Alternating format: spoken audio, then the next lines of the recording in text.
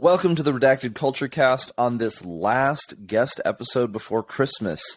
Today, I look forward to engaging in a conversation that is, for those of us who call ourselves Christians, a little bit more on the theological side, but that have to do with both how we got here and how we understand at least a little bit about self-defense and violence within a theological framework. And so today I have a guest, a man who has done, how about you just introduce yourself? I hate introducing myself. That's why I make you do it. I had to do it all the time on Instagram. My name is Baret Fawbush, and I am a minister of the gospel. I've been set apart to preach and teach the Word of God. I guess in the course of that, I grew in a discipline and a skill set of teaching firearms, teaching general safety education, things like that. And that kind of grew to 15-second Instagram videos and took on from there. And now people would call me like an internet personality or an influencer. I don't really see myself like that, but those are kind of titles that are subscribed to me. But aside from those things, I'm a dad, love being a dad. I see it as kind of like my life's work. But aside from that, I also teach firearms around the nation, around the world. And I facilitate well drilling projects for impoverished communities throughout the world through an organization I've started called TruBuilder. I like to shoot guns and I like to preach and teach the Word of God. I preach and teach in Evansville, Indiana right now, weekly. And I guess that's like I said, I hate introducing myself. Well, that's all right. Let's get into the meat and bones then. So let's start with this one. First of all, I don't think an influencer is a title that you get to call yourself or choose whether or not. It's something that people put on you. Yeah. It's definitely like, oh, that person's an influencer now. Okay. We don't have any rules for it. You know, like how many followers do you have to have before you are? Is there perks to it? Is there a deferred payment plan for being an influencer? Yes. Do I get like a 401k, even though that's not worth anything? Do I get dental?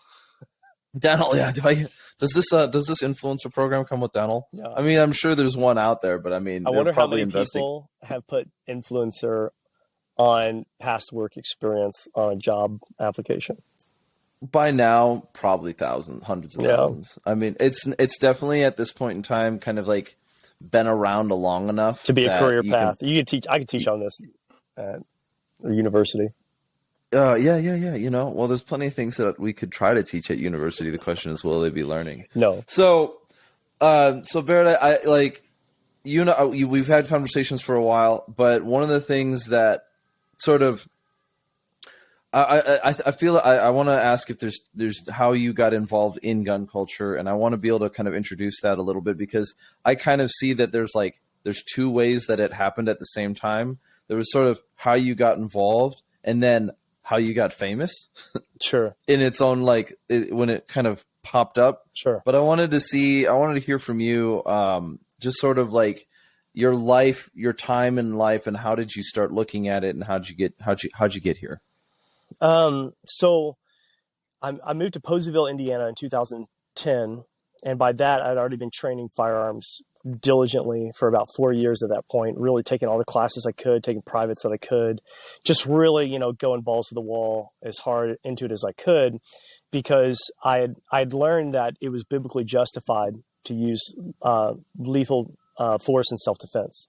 And so once the Word of God kind of validated that, yes, this is a natural thing for men, and this is a natural kind of vein of masculinity to kind of pursue, disciplines to pursue, I just kind of kept at it and started teaching people. I was teaching people at church, just, families, things like that, growing in my own skill sets. But at the time of where I was, there wasn't a lot of people training in the Evansville area, and people that were reputable, instructors that were reputable. I was going to people and learning as much as I could. And then I would take the big, the hard lessons, right? Like, believe it or not, simunition taught me that I could not get a gun out of the holster fast enough. And so that's what said, I can be able to do that. I'm a quick guy. Like, can I develop a process in order to do this? And so then I would base my training based off of my failures. And a part of that just became, I would be drawing and shooting, just 1-shot, 2-shot, 3-shot, 5-shot drills. And it would be 15-second videos on Instagram because I only had a 1.5 meg internet connection. So I went from just training people in our community to like just doing basic gun safety, 4 firearms rule safety, mother or father-son, mother-daughter kind of deals where you just train them up and you let them shoot, and super fun time. But as I started to grow and develop my own kind of skill sets and putting those upon the internet, it just kind of morphed into being reposted by pages, being criticized, putting up some fun videos and just having fun with it, because Instagram is literally less than 5% of my time, energy, and effort. Full-time family guy, full-time minister. I was climbing at the time. Like I have things that I do, and my life does not revolve around guns or anything like that. At least that's what I thought of at the time. And I still do. I have a lot of them in my job, and my income kind of comes from it, but it's still not a big part of what I do. It's not who I am. It's just part of, I guess, what I do.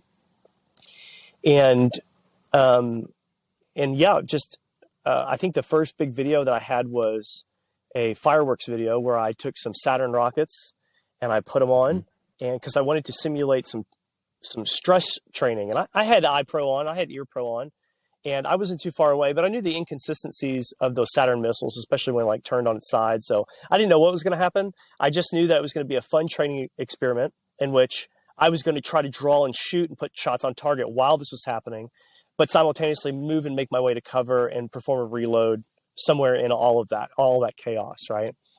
Well, yeah, add a sense of risk. Yeah, like you may not know what the risk is, but it's sort of like there is at least one more external stimuli. Yeah, I think that when and that's a great point. I think that when you train like simunition, or you train force on force, you get this jolt of adrenaline, just like when you jump out of the airplane for the first time, or just like when when people try drugs, the first high, I think is what it's referred to.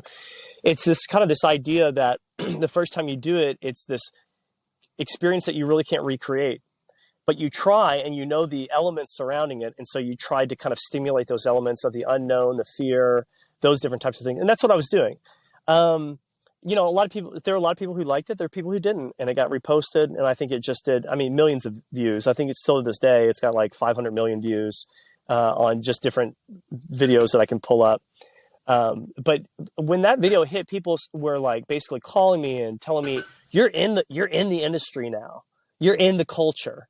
And I was just like, you don't get a choice. I'm like, what? They're like, yeah, you can't do things like that. You can't do things like this, because now you're a figure, and now people know who you are. You're making a lot of waves, and people, you don't have a background, and people don't know who you are. And I'm like, this language that was coming at me. And I was just kind of like, I don't know or care about any of you. Like, I was just thinking to myself, like, this is not even part of my life. Like, I'm not trying to be on the internet. I'm not trying to hold this position or anything like that. So I really saw that as like the beginning of responsibility, and trying to be responsible upon the internet too, as well, of just like, people will watch your stuff. They will try to emulate, or they will try to replicate, and things like that. And, that's why Jackass has a disclaimer before, we're in a closed environment. We are under medical, those types of things make me go, oh, okay. Yeah. Like, I have to have more responsibility. It can't all just be fun and games. And as an educator, I started taking that really seriously, and just kind of grew up from that point, and said, okay, so this is my role now. What do I do with it? And that's, I guess, to answer that question. Okay, so when you said there's this kind of transition from like you growing in the arena, and then that's what I'm saying, like the became famous story is a little bit like there was a season where you went from a before and an after. Oh yeah, for sure. Right? And so it's not like it's meant to be TMZ. It's more like, all right, so now before you had a little bit of freedom, but you also had the freedom of some semi-anonymity. And then afterwards, it was like, hey, people are going to see you do stuff. You need to be responsible, so that they be responsible.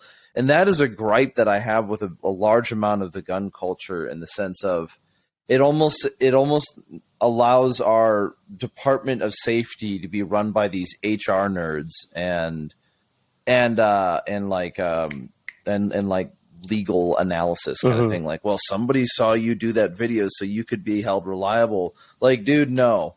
I am not responsible if you do something like that. No. And that's the I am not willing to dehumanize you and strip you of your agency to say, oh, well, I mean, sure, if I say, hey, go do this, if I influence you enough to tell you to go do something that's foolish and then you go do it, then yeah, sure, there's something there. But I have a bit of a bone to pick with this idea that, like, we need to walk on eggshells at every single step we take in case somebody who is maliciously uninformed and tries to do something foolish. It's like, I agree with all of that. For me, it was just, I wasn't just a dude too. I wasn't just a random guy. I'm also, a minister of the gospel. And so that's primarily how I understand, my life. And I'm not, the world's perfect minister by any stretch of the imagination. I just know what I was called to do.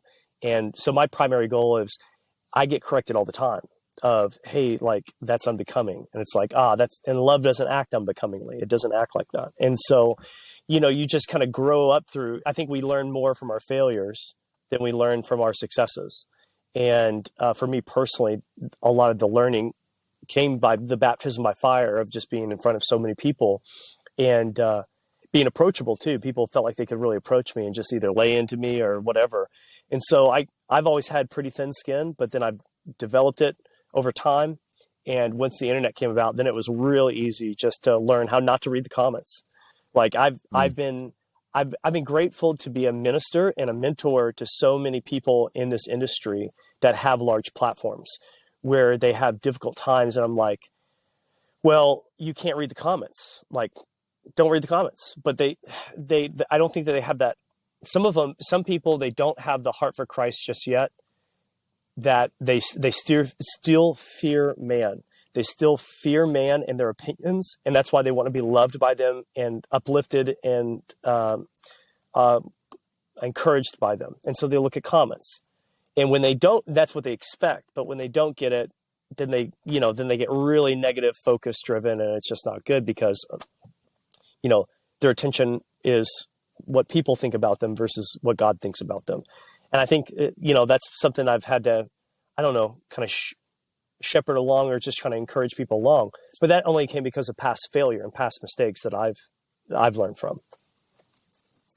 So there's a mentor of mine he's a philosopher and he's an author and he does his own stuff.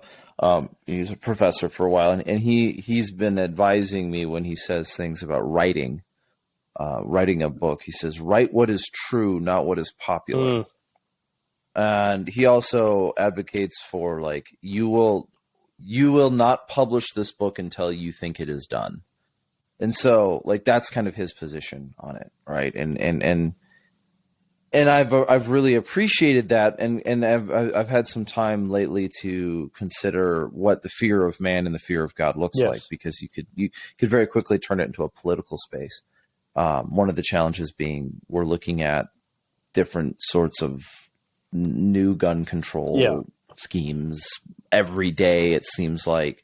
And it's like one of the challenges that exists within gun culture, within our internal sphere, is that we do value the opinions of others. We had a conversation recently with Chris Fettis, who was a Navy SEAL. And then we had another one with Chris Blau, who was he's part of 1911 Syndicate. And so both of them, we had, but an element of the conversation that has been a part of with them was, Chris was talking about his part of his desire to join the Navy SEALs was to be accepted by a group of people. And then part of the conversation that Chris and I had was about jealousy and how we can look at other people's successes and become jealous of them. And gun culture is a microcosm in many ways of so much of at least Western living. I mean, it is, enshrined in our Constitution. We do have this idea of like being, individual responsibility to our neighbors and our friends and our family and ourselves and so on and so forth. But the counterpoint of it is like, how do we engage with each other? And I think the counterpoint is a question stating, how do we engage with each other? Because just as much as we talk about all of these other things, it seems like the conversation oftentimes comes back to this topic of like either gatekeeping or, the negativity in the comment section, or the all these different little bits and pieces that are like, it's the Lucas Bodkin group versus the GBRS group versus why do people talk about things like that? Well, I'm not going to say that I don't know. What I am going to say is I want to make one of the things that I'm trying to do more in our conversations is not get so bogged down in that area. It's tribalism. Because it seems, and that's a big idol in this gun culture is tribalism.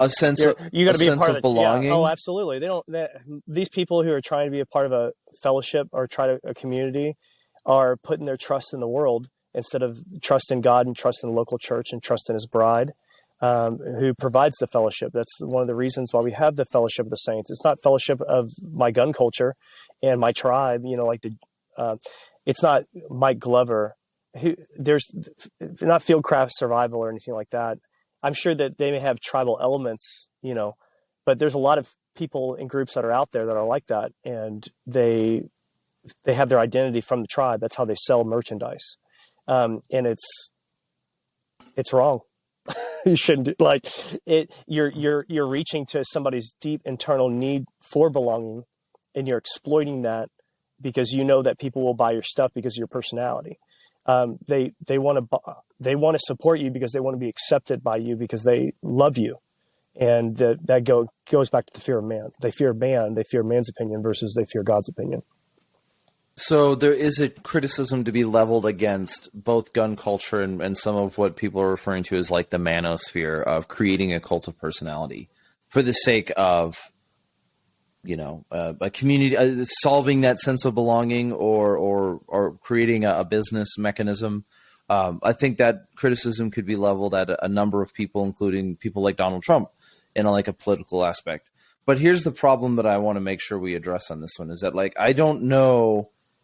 Are we putting people on a pedestal when we accuse them of creating a cult of personality specifically for, more artificial reasons? I don't think that people, I don't mean to cut you off, and I just want to say that I don't think that people intend to do that. I think that circumstances arise and they naturally gravitate towards self and flesh and desiring those gratifications, and that just leads them down to further places.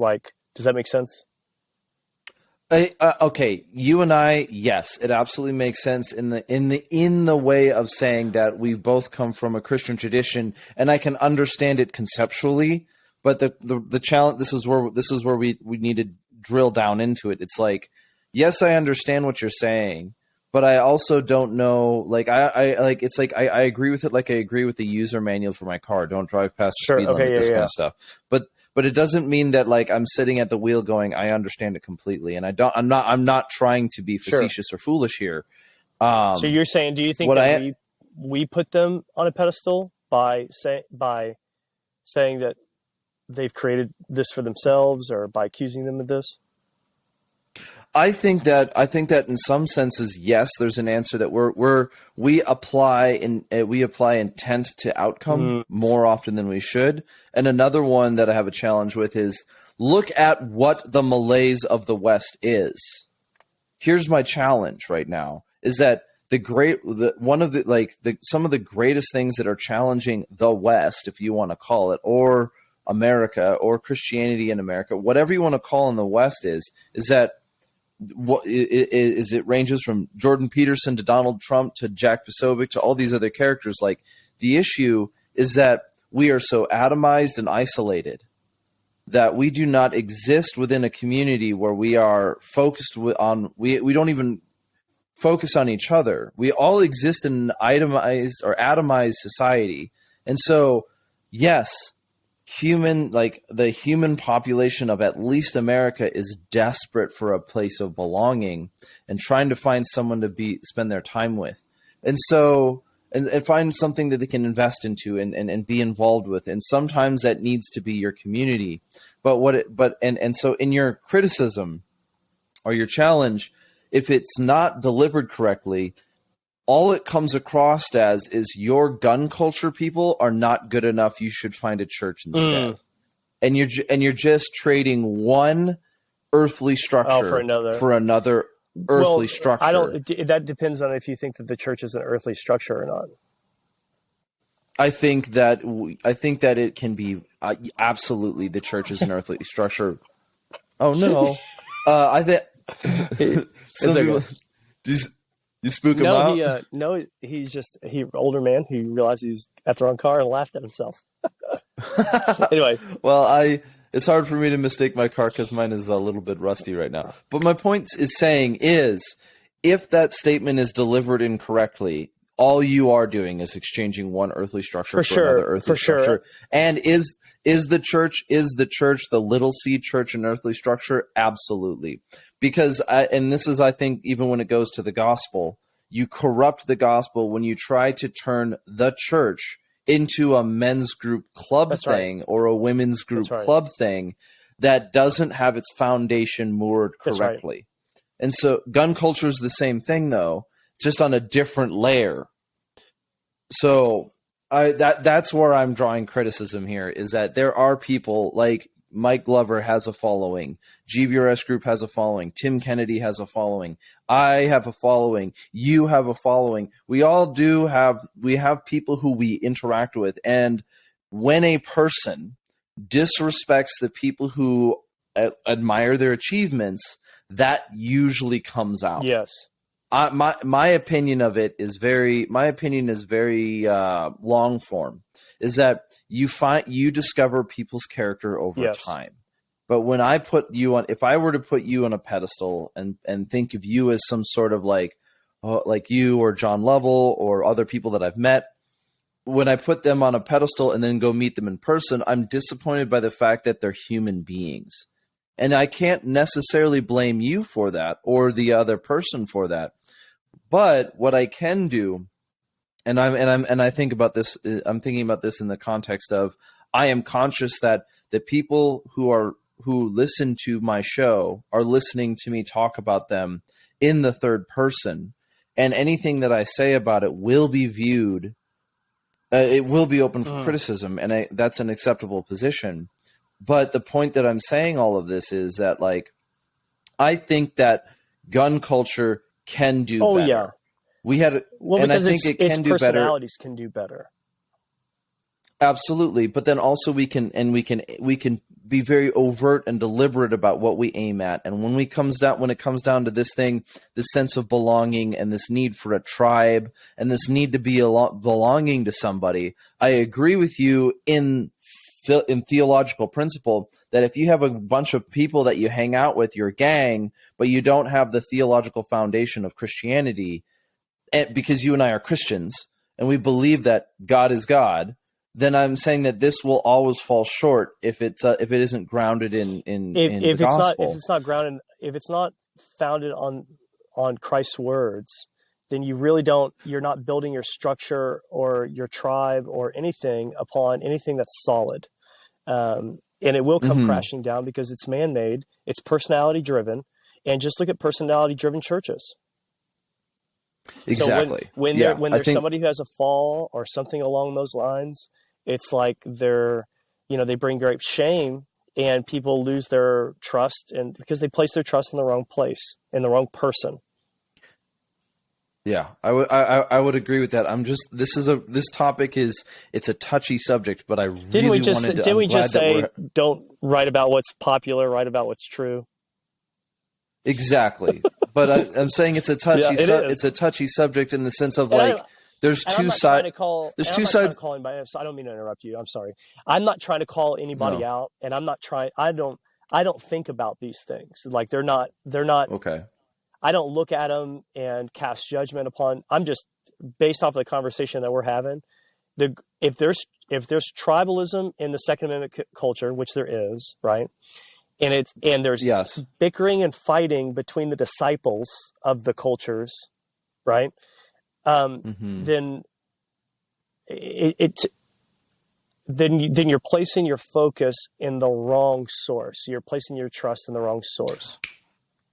Absolutely. When you start calling for unity, you will sow division. It's consistent whether you do it in a church, whether you do it in the country, or whether you do it in a community. As soon as you're calling for unity, it sows division because it highlights and draws attention to the things that cause us to be different instead of what we're aiming at together. I would agree with that. I would absolutely agree with that. So no, when I'm saying this is a tricky subject, I want to be careful because I could be saying that and saying I don't want to piss off people who are listening. But what I'm trying to articulate, and it's difficult, is when we're dealing with matters of this level of seriousness, we cannot do it willy-nilly. We cannot be half committed. We can't come in half baked, right? So like, I recognize this in the sense of, let's talk about the idea of the gospel. It's like, why are Christian theologians so serious about the gospel? It's because heresy has a great cost, even if it's not on this earth. So we want to be as astute towards each other to. No, but I mean, it's also the same thing. Why it also attributes to why that sort of generic, generic dismissal of religious belief is just so off-putting. It's like, you think that this idea that the church was created to control people has got to be the smallest brain idea that is like populated for a while. But hey, the internet. The internet. So we got distracted. We can tie back in. We're talking about tribes and communities and senses of belonging. Which is stemming from our gun culture. Which is stemming from which came from a conversation about gun culture. It evolves quickly. Yes. I apologize if I have anything to do with it. It's not you, it's me. And people have 30 episodes of listening to me to know that it's me, right? It's not you, it's me.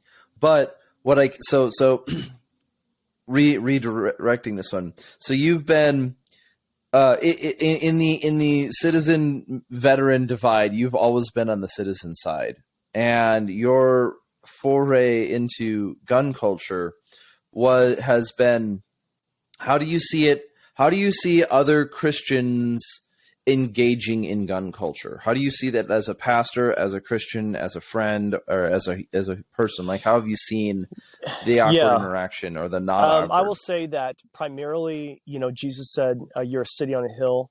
You're a light in a dark world. You can't be hidden. So you're not going to be able to try. He says, let your light shine before men that they may see your good deeds and praise your Father in heaven. So wherever you go, whether you're the Roman soldier, whether you are the, the doctor or the jiu-jitsu professor or the clerk, if you're the bartender or, wherever you find yourself, unless you're called out of it by Christ to serve in a different way and go in a different pathway.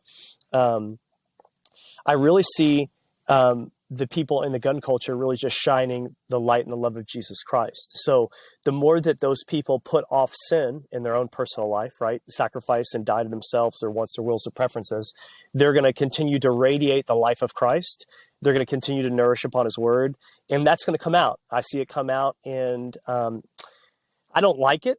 It's not my cup of tea, but I see it come out in branding and media and marketing. And I think that that's all great. I see it come out in captions and posts. I think that's fantastic.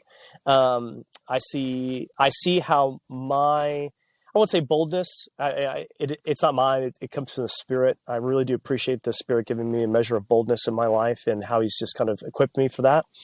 But I see how my boldness has encouraged others to be bold and ask for boldness in their own life. And it come out on social media, comes out with personal testimony.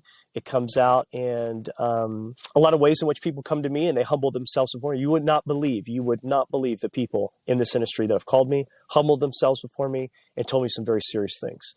And I was very grateful to get phone calls from these people where they need some serious counsel. And I was just like, I was incredibly humbled. So, I get to interact with Christians in our culture a lot. And they come to classes, they're police officers, they're military guys, and they're all looking to understand that balance between how do I theologically understand my adherence to Scripture, my adherence to the commands of Christ, to love my enemy and pray for those who persecute me, but also be willing to use lethal force in self-defense. And so that is something that people kind of come to me sometimes on. They came to me so much on it that I wrote an article and put it on the internet. And that can be seen on my website. But I just kind of dived in that question because that was something that came out of my undergrad work. It came out of my master's work, and kind of continued on, but neither here nor there. I guess that's the long answer. I guess the short answer is I see the light and the love of Jesus Christ kind of pervade through each of these people to the degree in which the Spirit is giving them, if that makes any sense. Yeah, no, it does. I mean, I can say it makes sense within Christian maturity. Christian maturity maturity has levels, and I've grown in my Christian maturity, and I can't believe I've been so immature in certain areas and so long, but mature in others. And I just watch people over the past 7 years grow in their faith and in their walk in Christ, and it electrifies me. It encourages me. Mm-hmm. Yeah, I think my saying, I understand it, I see it, was very unconvincing, which I can understand why. What I have seen is there is a strong element that is, since gun culture is supposedly rooted in not only values, but it's also it's at least rooted in the value of human life, and then in certain like values that we believe came out of Christian theological foundations. Then we see it manifest better. But then there's also the human, like the individual personhood, where it's like, I do think that gun culture has done a really interesting job being simultaneously, it's having a large religious population, but then not being like monotheistic in its own as a whole. Although I will make one criticism.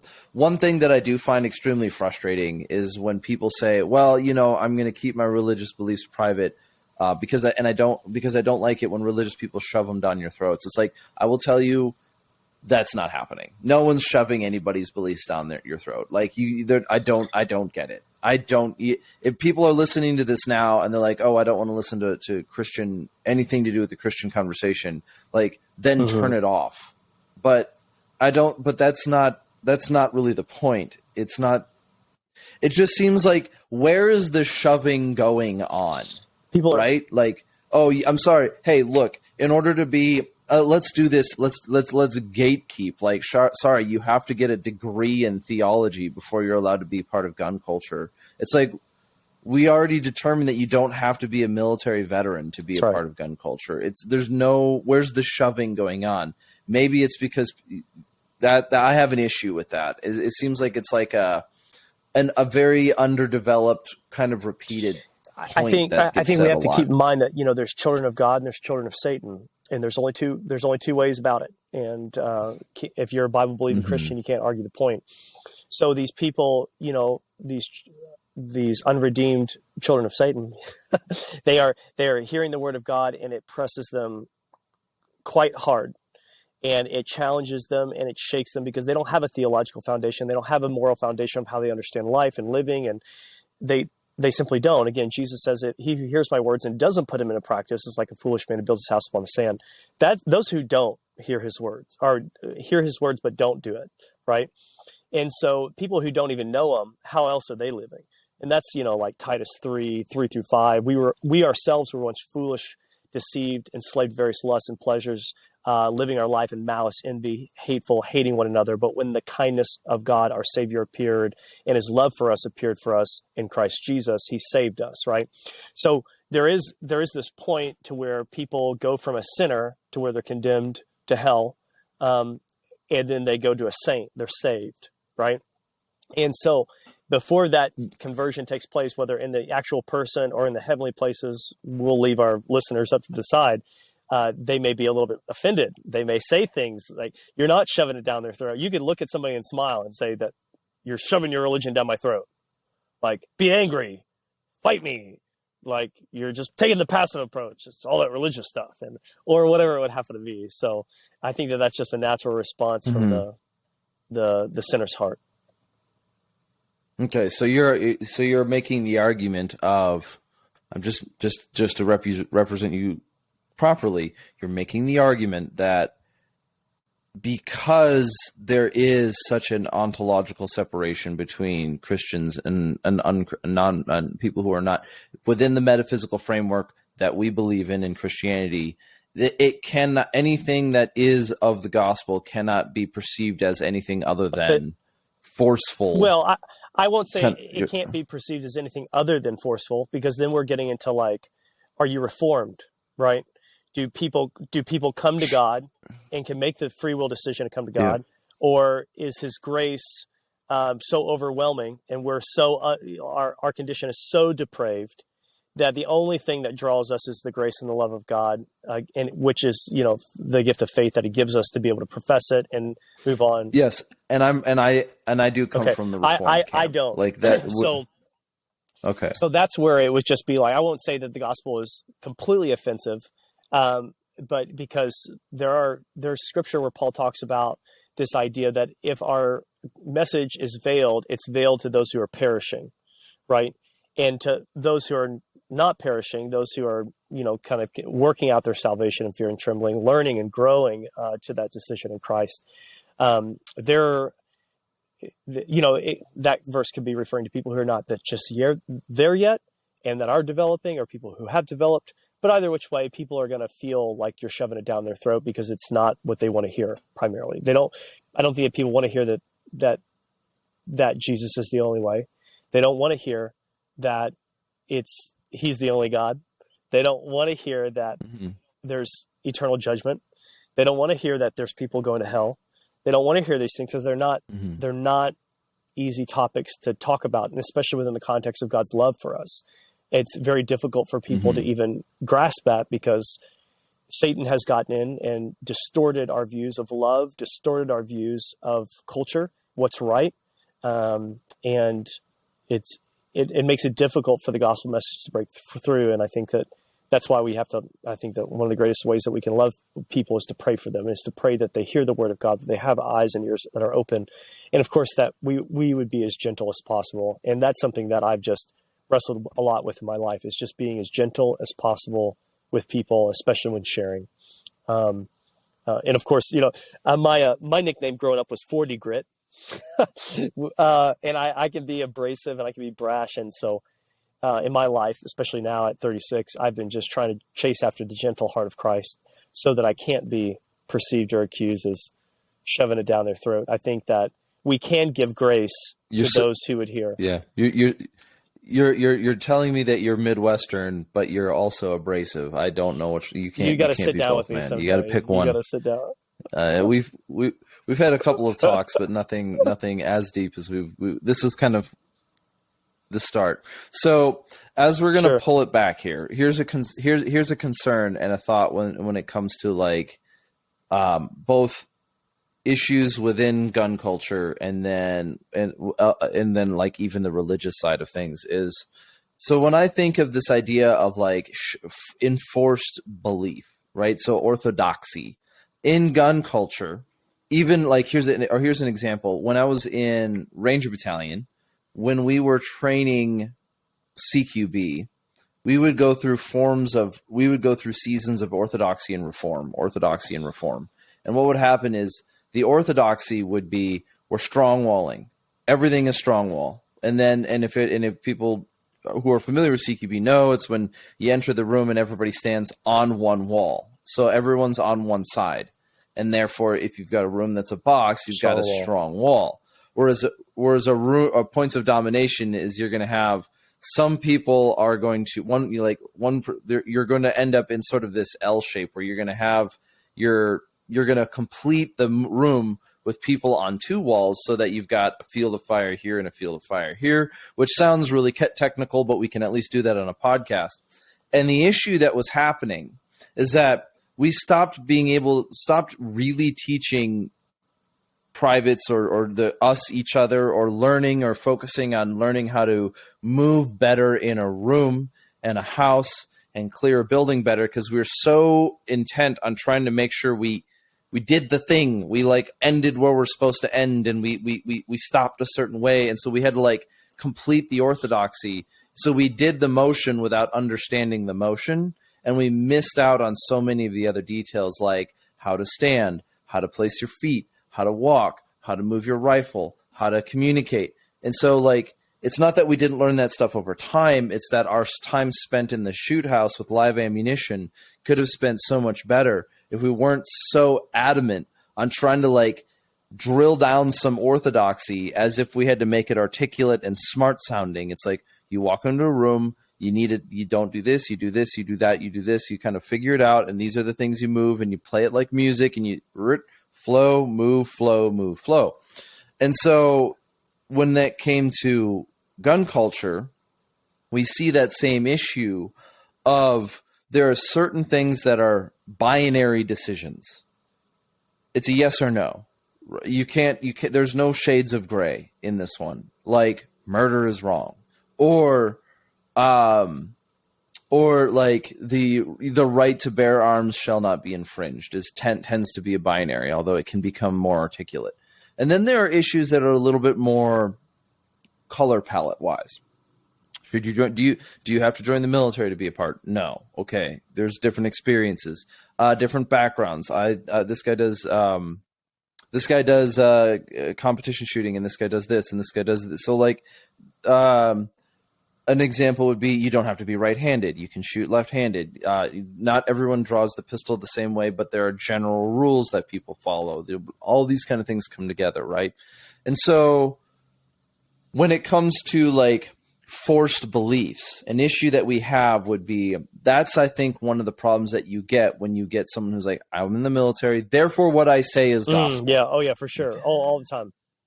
You miss the point. Like, you miss the point. It's like, I'm in the military. This is what I saw. This is how I articulated. This is why we should do it this way. It's very different than saying, I'm a Delta Force guy. This is the only way. And you're like, well, I mean, it's a shortcut to try to produce something, but the result isn't very good ever.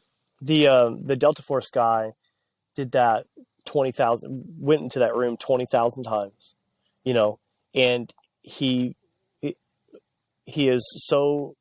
values his training so much that that's the only recourse for him.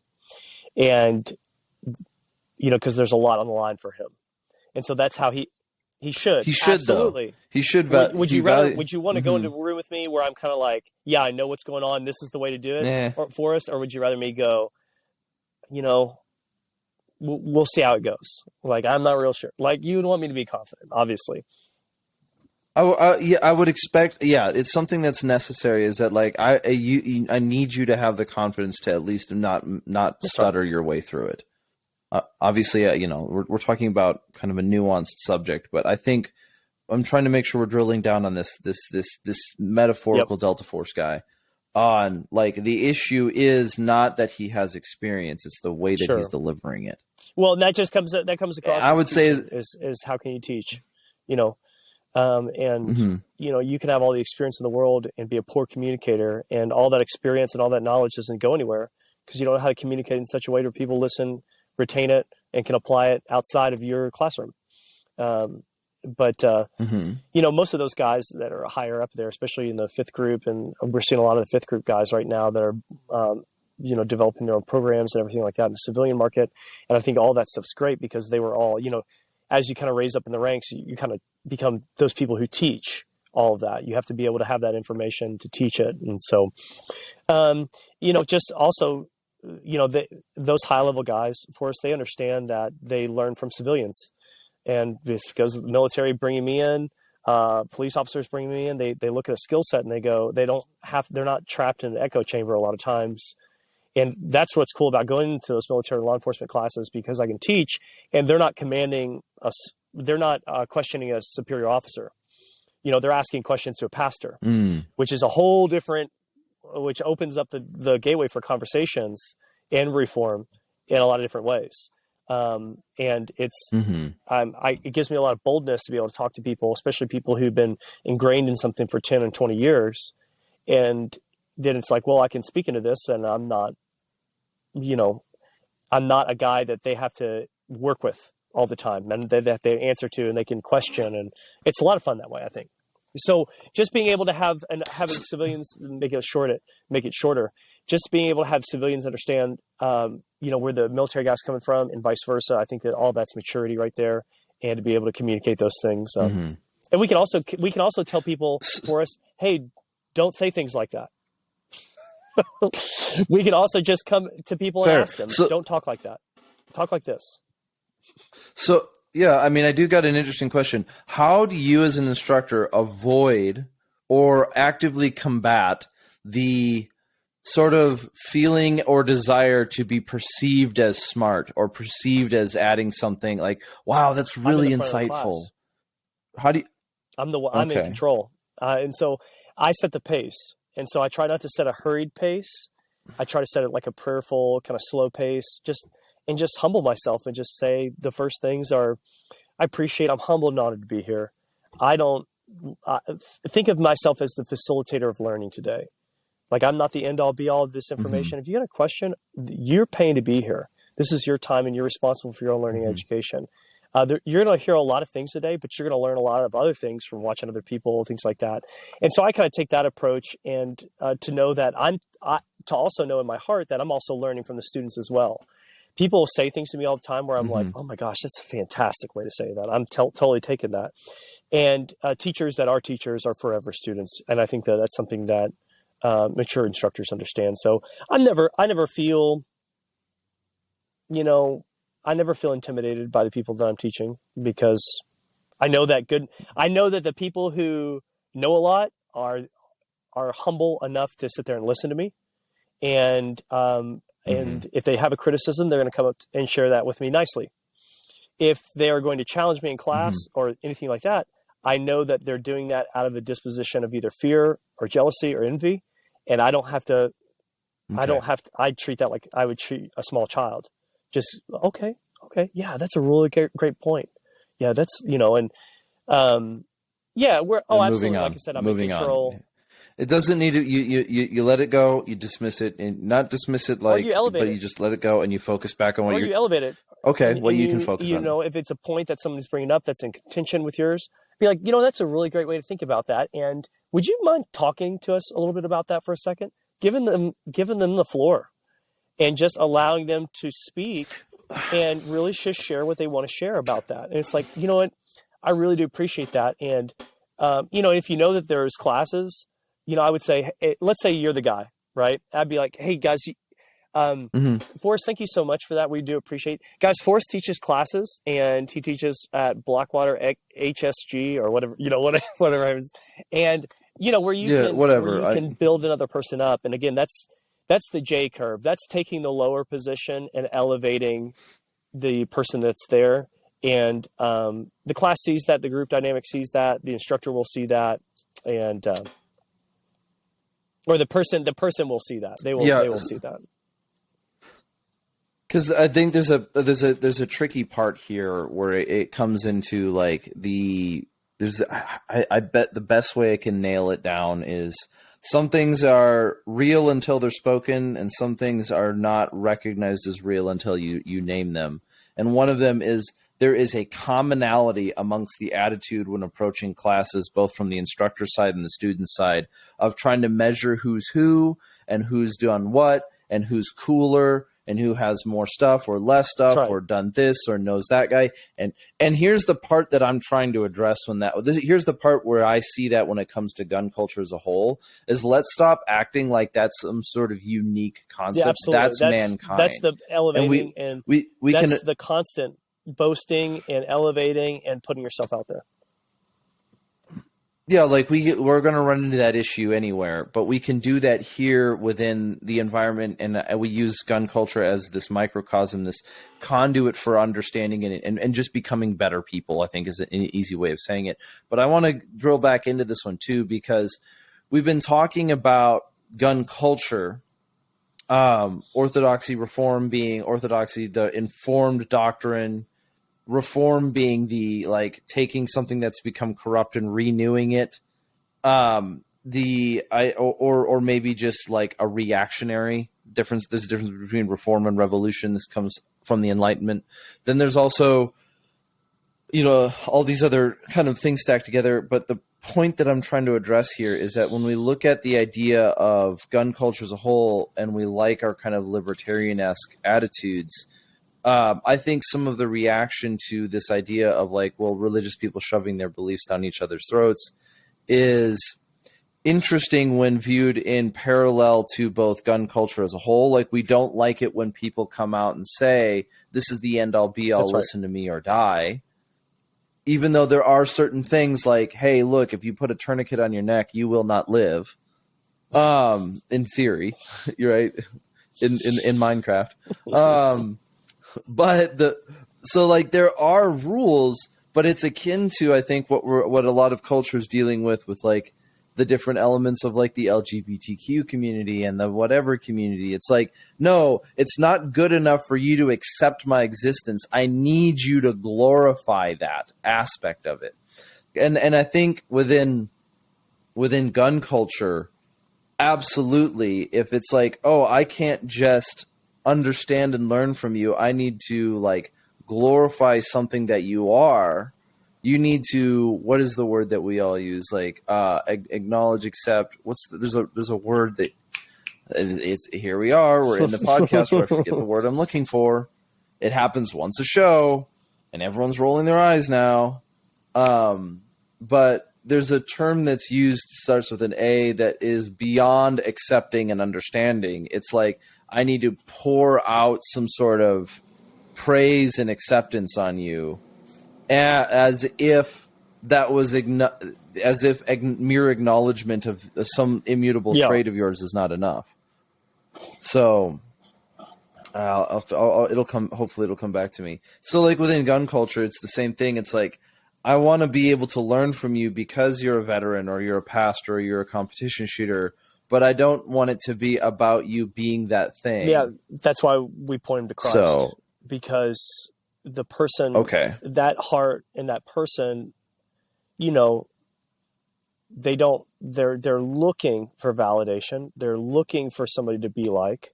People like themselves, right? And so they'll look for a person who's like, that's my kind of guy. And they'll find qualities and traits that they admire, and they'll want to emulate those things. And I think that's, what does Paul say? Paul says, emulate me, for I emulate Christ. If you want an example as to how to live your life, live life like I'm living it, Paul says. Wouldn't it be great to be able to say that? Like, I'm not lying to you. I would love to be able to say that one day. I would love to be able to look at you and say, Forrest, look at my example. Look at how I live my life and do it like I'm doing it. Like, that would be cool. It's like Moses being the most humble man on the earth, that he writes it. And it's kind of, I don't know. I think that going back to kind of circling back to our previous conversation, we're looking for better examples. We're looking for better men to follow. And there are some people who are called to that position. There's some people who are not. But even the people who are not called to that position are still dads who still share in that responsibility to emulate the light and the love of Jesus Christ. The spirit and the truth of Jesus Christ. Well, that's exactly one place where I think gun culture has a leg up on the rest of America, for sure. Is that gun culture is very focused on not the atomized individual who's separated from his community, but how he is responsible directly to those immediately in front of him, first and foremost. Right. So like I am more responsible for the safety of my wife than for your safety, even though we're thousands of miles away right now, or 1,000-something miles away from each other right now.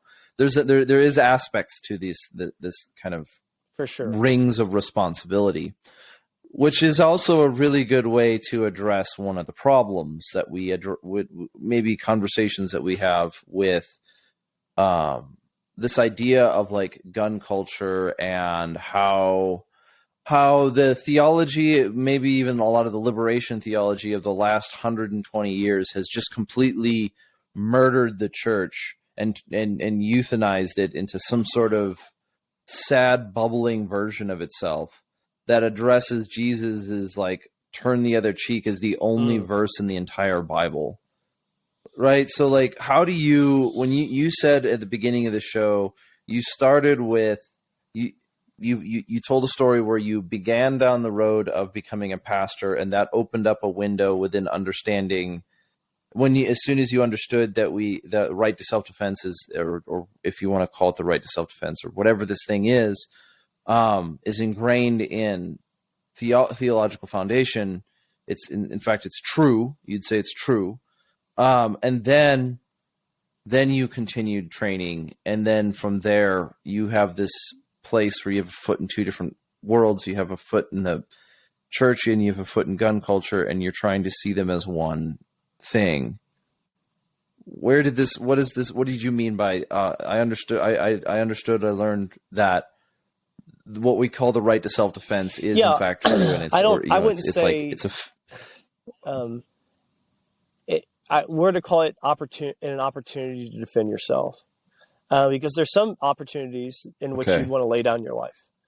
And there's some, obviously, and there's some opportunities where it's, the better situation is to die. But then there are certain opportunities in which the best situation is to love your neighbor and to handle the situation, what's going on. Because in our culture and how weaponry has evolved, if somebody is doing something bad in our culture, the only recourse is that a duty-bound good guy shows up with a firearm. That's it. And there's nothing else. We don't live in England, right? And even when they're really bad, they show up with firearms in England, and just like they would anywhere else, because it's this idea, it's a weapon, and the individual is trying to submit another person's will to theirs, whether bullets have to be fired or not. So, an opportunity for defense. Are you calling to carpet the absolute ridiculousness that you can sort of legislate morality by disarming people? Yeah, you can't do that. Is that you can't? Okay, it's not because I think that phrase has been politicized a lot, right? It's like, the only way to stop a bad guy with a gun is a good guy with a gun. It can be stated as like a statement of fact, or it can be stated as like I think it's a statement of fact. We'll go out and start shooting off some bullets and see who shows up. Okay, well, I mean, here's another example within gun culture, right? We are and this is going to be an extremely spicy topic, so I am sorry if this gets weird, but like, we look at issues. What about when you have pedophilia in the school, right? You can't just I will say this as a gun culture guy, we have reasons why we're not like, oh, well, he was accused, so we just go do the bad. We go no, I'm not saying that the left should, the problem with gun culture, or even the politics of guns, is we allow our opposition to find the argument every time. I think a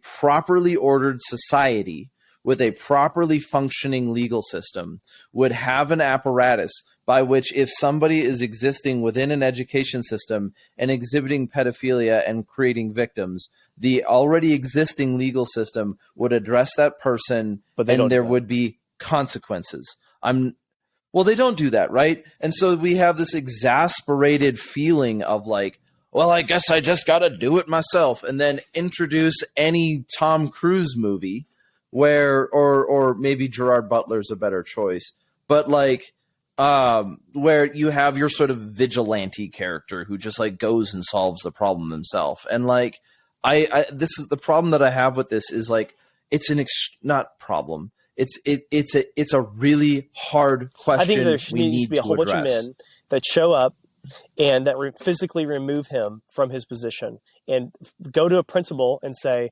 he's not coming back here ever again. And a whole bunch of men look at this dude and say, you're never coming back here again. In fact, we're going to rehabilitate you. And these 10 group of men, this single dude is held accountable for this guy and a restored life. I think that if you are going to take the accountability of removing somebody, you need to take the accountability of rehabilitating them. So if it's not enough to just be like, okay, you're done here. And it's not enough. I agree that it's an egregiously short-term solution. And it's not if you enough. Think about it. It doesn't solve the heart problem, and it's not enough to not. Well, it's not enough to be passive about it. I think that we can be physical about it. I think that I can lay my hands on you, and I think that there can be something as physical discipline. Hurting someone or killing somebody, I don't think that, like, irreversible harm. No. Discipline, yes. I think that we have gotten away. You want to talk about spicy topics. I think that people have been too quick to condemn political violence. Political violence, where they will completely disassociate with anything violent when it comes to politics. Like, we don't believe in violence in politics. We don't believe in that, and then we don't. And it's like, if you look at our founding fathers, it comes to a point where it does get that way, and we have to have masculine men who are willing to stand up and say, like, no, it can get that way. Ideas are peaceful, but the story is violent, and it can get that way. And I'm willing to take that risk, and I'm willing to go remove these people from office or from their school system, because I believe that what we're doing in preserving and protecting these children, or the border, or the cabinet, right, the Congress or the House or the Senate, whatever it happens to be, whoever's doing the political corruption, that needs to come back to we the people. But the government doesn't want to police itself. Like, they want to create the conditions necessary to where they get in, they have a free ride for the rest of their life. But the government isn't an entity they think it is. Of itself. The government consists of people. Governments consist of people. People consist of individual wills. Individual wills is individual opportunities for malice and malfeasance and criminal activity. Yes. So, like, I don't think there's anything to be gained by just looking at the government and being like, the government is bad. Like, your generic anarchist human heart 101. Is bad. It's wherever like, you find the human heart, you're going to find corruption. It doesn't matter what office it is. And whether it's within gun culture, whether we're trying to hold each other accountable in a way that is gracious, in a way that's useful for building one another up, right, absolutely. So, like, it's me holding you accountable is not the same thing as just calling you out for your garbage. It's not just wishing a person well. It's feeding them and giving them water to drink. It's not only do I have to pull, like, a Destiny who's on the stripper pole, right? Mm-hmm. Not only do I want to call you away from this, but I want to. I legit, when you said Destiny, I was thinking of, like, the YouTube streamer for a minute, or like the Twitch streamer guy. He's this dude. He's this, like, left wing communist politician guy, political guy. I want you to not only irony. Just call her irony off the stripper pole, but not only am I calling her off of that profession, but I'm also calling her and rehabilitating her into a new one.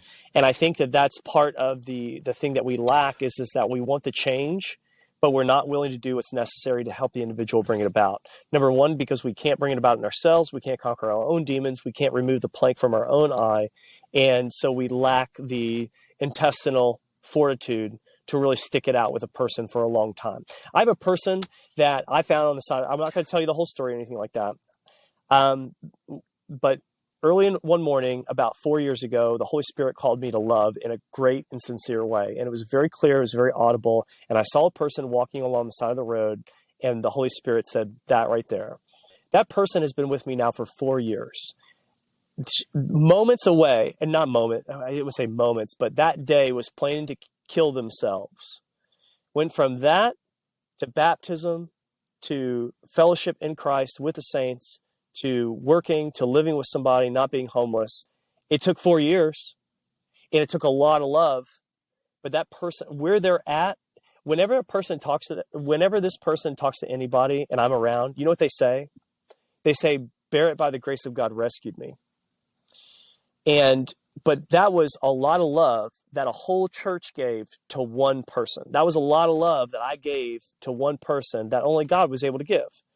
But that's what it took to rehabilitate and start to put a person on the right path, right? So when it comes to these pedophilia teachers, these corrupt politicians, these, whatever it happens to be, I think that if we're going to remove them, we're going to call for the removal, we should also call for the rehabilitation, because we call for the criminals, we call for their removal of society and call for the rehabilitation through penitentiary or penal programs, right? Which can be called into Absolutely, question as but being discipline- effective or not. I mean, let's be very clear. Like, if you want to become a career criminal, like you're good. Yep. Oh, I lost you for a second. There, are you back? If you want to engage, like that, there is a certain university, quote unquote. So like, but the point is saying we don't throw the baby out with the bathwater. We're trying to reform our way through these issues, which is an interesting thing when you look at history in the sense of like, what was revolution? The idea of revolution is we can chop down the tree and grow a new one that's better. Revolution versus reform. Reform being over time we continue to adjust the trajectory of the United States, or the trajectory of a country, or the trajectory of a thing. An example of it, let's just take like the issue of slavery. Europe underwent reform. England at least underwent reform, where over time actually was a pretty short period of time, but it was a time where they basically outlawed the use of chattel slavery, whereas America was like, we're going to go to war over it. And you could say this is an argument of the Testament, is that like we're still bickering about it today. Like there's still wounds from the Civil War in American policy and American politics that haven't healed. And I think partly is because there are people who make a lot of political hay stabbing at that wound. I think that people Democrats realize that people vote off of emotion and identity politics. And when you can anger people, you can control them. And so I think that one of the reasons why we keep hearing the echoes of the past is primarily because of that reason right there, is to control people. I think, and this is where I have an issue with the genericness of control, is that like, I don't control. Create the conditions necessary. I don't think of it as. Create the conditions necessary to thrive. I can influence. Let me put it this way. I have the concern I have with the use of the phrase control is that it removes agency from people. It strips people of agency, and if I strip people of agency and I'm dehumanizing in that platform, like it's an issue. It's an issue where, let me be very frank in this sense, if I believed that people could be stripped of agency through control, then I would have to say that they are something less than human and should not have any participation in society. Instead of saying control, I would say either manipulating or stacking the deck. I think that there's definitely, and this is why I'm saying it in this way, in the same way that I would put, maybe I could make the mistake of putting somebody who I respect, John Lovell, on a pedestal, right? The joke, you could even make the joke that I'm like, discount John Lovell right now, but or bargain bin is kind of a self-criticism. But the point that I'm saying is I do admire the work that John Lovell has been doing within gun culture. Right? So I could put him on a pedestal. I could also put a person who I dislike on a pedestal and say, oh, well, they're just peddling, influence peddling or whatever, as if I'm giving them some sort of tyrannical power that they don't actually have, that rather people are giving to them. And then I don't fix the problem of addressing maybe the heart issue, or I don't fix the problem of looking at what's actually happening, looking at the scenario that I'm invested in. I just try to look at, I just create a scenario where I can't win. I just create like an evil Sith Lord scenario, which is then very quickly turns into a conspiracy theory. And then and what I mean by a conspiracy theory is, I mean quite specifically a fictional understanding of the world for the purpose of producing in myself a sense of belonging or having purpose, but it's all artificial. And that's so all, it sounds like that person's thinking way too much into that, elevating, that person. And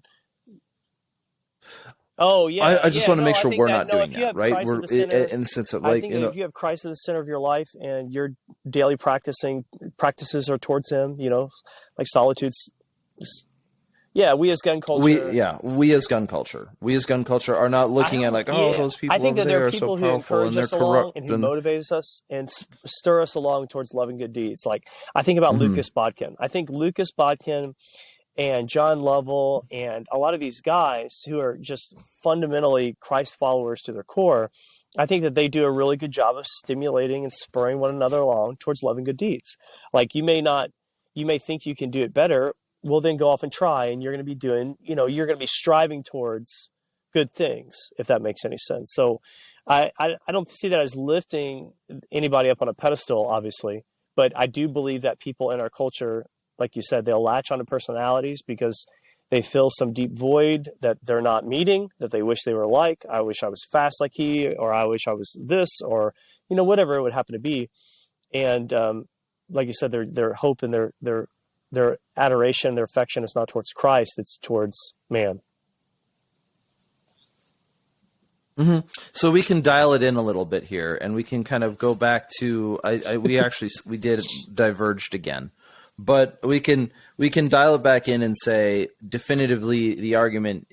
I think we could say definitively is that there exists a status within gun culture, which is a reflection of of American culture writ large, that not where the status quo is more likely that a person does not have a sense of belonging. But the production and the attempt to solve that sense of being part of a tribe or with a group of people, if you try to solve that insufficiently, whether it's idolizing an individual or building your group identity around something too superficial,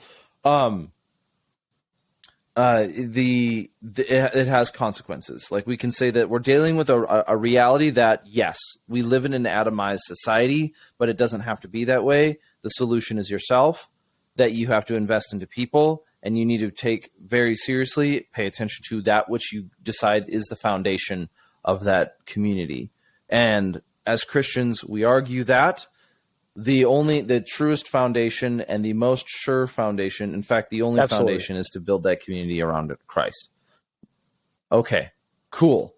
It's just like, that's what I'm saying. I'm glad that we had to go through this arc to get here. Now, for Christians that you're talking to who are, let's just say, on the fence between different levels of pacifism, turn the other cheek, and trying to understand and try to engage with both how do they understand the writings of Christ, the New Testament, the Old Testament, and this opportunity of self-defense. What do you say to them? Like, what do you say to us? Because I think of it this way, is that you need to know when to turn the cheek and when not to throw pearls before swine. Right? So some people do need reform. And I don't mean this in the arrogance of saying, I know better, but I do know this within the sense of saying there is a difference between repentance and unrepentance. And an example of it is, I'm not going to turn the cheek after you've done certain things. I'm not continuing to turn the cheek so you can continue doing those certain things. If you've robbed me once, shame on me, or shame on you, rob me twice, shame on me kind of thing. Not a biblical phrase, but it is one of those things where it's like, yes, I'm not going to open the door for you to continuously do the same thing over and over and over again. So I guess what I would say is I would start off by solidifying your foundations upon the Word of God. If we believe that Jesus is the Christ and he's the Son of the living God, if he's the name above all names and he's the King of the universe, then what he says goes. That's just how I'm going to look at it, right? And with that, he says, I've not come to abolish the law, I've come to fulfill the law. And so Christ's understanding of the law is very important. He answers to Satan and says, man does not live upon bread alone, but every word that proceedeth out of the mouth of God. 2 Timothy says that all scripture is God-breathed and is useful for teaching, rebuking, correcting, training in righteousness, so that a man of God may be thoroughly equipped for every good work. We use the word of God to thoroughly equip us for every good work. That the word of God is living and it's active. It's sharper than a two-edged sword. So this idea of solidifying ourselves first on the word of God and what it is. I also like the idea of solidifying ourselves upon the idea of two witnesses. Jesus said, by every two witnesses, every fact will be confirmed. And so when people start with their theological discoursing and their application of scripture and everything like that, I always ask the question, number one, can it be understood through the application of loving God and loving our neighbor? Because that's Jesus's primary yoke in which he interprets the rest of the Old Testament. So when he's asked what the greatest commandment of all of the law is, he says, love the Lord your God with all your heart, mind, soul, and strength. Love your neighbor as yourself. The law and the prophets hang upon these two. That's what he means, right? And so we have to look through that lens first. So when we translate and understand scripture, we have to look from that lens, right? We also have to understand that heaven and earth will pass away, but the word of God will not pass away. So this is a foundational, concrete thing that we've been given that is a revelation of God's character as to what example we are to keep and how we are to live our lives while here on earth and going throughout the course of human history that God's sovereignty would have us on. With that understanding, I'm going to point you to Genesis, where it says after the flood, whoever sheds man's blood, by will his blood be shed. Seems to be a foundational rule, right? One of the first ones that's given after the flood. You got Exodus 22:2, where it says, if a thief is caught breaking in the middle of the night and he's struck down so he's dead, the homeowner will not be held accountable for the loss of his life. But if the sun has risen on him, meaning the sun light reveals intention, light reveals that the person's a thief who's there to steal and not to kill, and he is struck down so that he's dead, the homeowner will be held accountable for the loss of his life, right? So we have this idea of intentionality where there's darkness, it's veiled, the homeowner doesn't know the intentions of the individual, and he's struck down, he's handled in such a way to where the thief dies. The lights are turned on, which you can't do in that time. The lights are turned on, and it's revealed that this person's a thief, right, and not a murderer. But the homeowner's not held accountable for the loss of his life. Why? Because he doesn't know his intentions. And so in those dark moments, the homeowner's given the benefit of the doubt to defend the family with lethal force. And if it goes to lethal force, then he's not held accountable, even though he's a thief, which gives us this idea that you're absolutely, then you're speaking to the underlying point. What's the underlying point? If somebody's there to kill you, you can defend yourself. And that makes it so simple to understand. And there's a lot of simple things that are very innate that even Christ doesn't really speak to, that are just understood. For example, homosexuality. We all understand Christ's position on homosexuality, even though he didn't say it. We all understand Christ's position upon really murder, although he didn't say it, right? He said, you've heard it said, you shall not murder. But I tell unto you, don't even get angry with your brother. So we know that Jesus believes that murder is wrong. We know that he believes that adultery is wrong, because that's what the word of God says. That's his heart, because that's the heart of the Father. And that's the character that he's groping after. But it's not to him, the issue is not what spills out in adultery, in fornication, in murder. His issue is the issues of the heart and grasping at what's in the heart, right? So I would tell the individual then to go look at Psalm 144:1. Blessed be the Lord God, my rock. He trains my hands for war and my fingers for battle. Go read 1st, 2nd Samuel. Go read 1st, 2nd Kings about these mighty men, David and his mighty men, who did exactly what God had called them and set them apart to do, right? Go ahead. Yeah. So you make the argument here, and this is going to be actually somewhat academic. You make the argument that since we start with the assumption that everything within the scripture is true, it's inherent, it's inerrant, it's written, it's the written word of God. And in one part, he says all scripture is useful for, and then in another part, he makes a statement that is an evaluative statement about something being good. It's assumptive about an evaluative being. In other words, he trains for my hands for war, therefore it is good that my hands be trained for war. And this is how where you get to Well, this no, argument of like what I'm this saying is how first you're is making that this we have the foundation very. of the Word of God, and then let's look at what the Word of God says. Mm-hmm.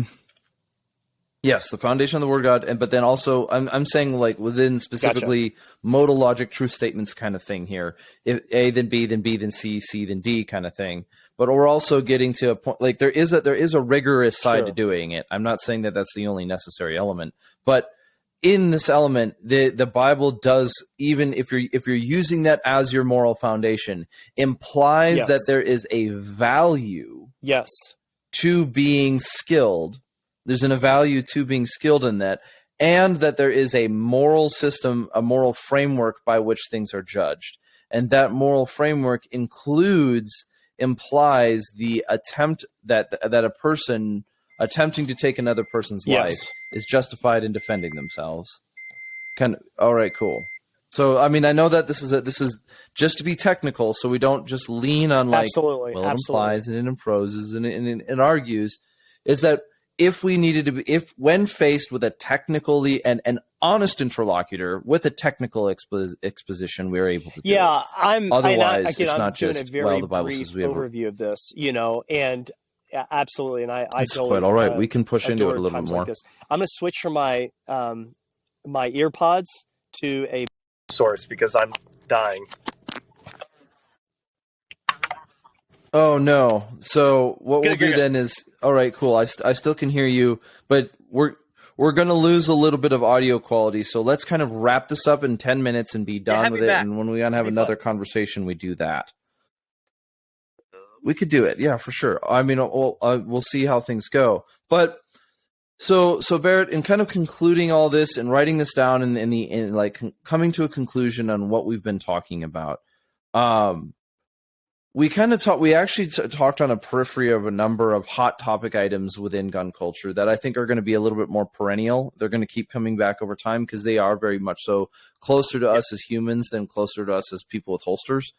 And that is this, like, how do we better build our sense of community? How do we live with one another in our within this environment, I guess, that we have.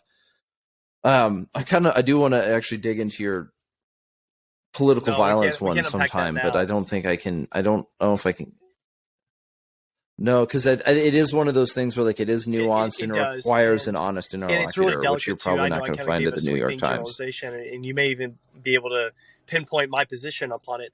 I'm not so far extremist that I'm willing to go be violent right now or anything like that. I'm not saying that at all. I think it depends on the opportunity and what the context is, obviously.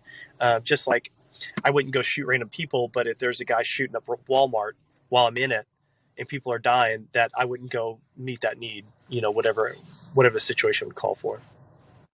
Mm-hmm.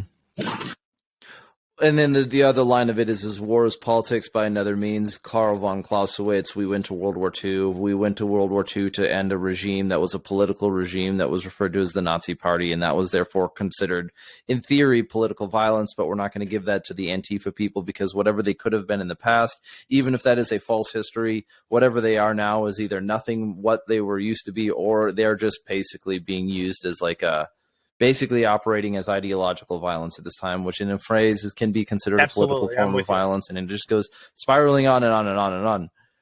Yep. And so, alrighty. So right now you're working on, you've got a couple things. Do you have irons in the fire? Are you spinning plates? Like if people wanted to follow you and they wanted to see like whether it's your TruBuilder, be a part of that or whatever it is. So right now, my primary focus is on details.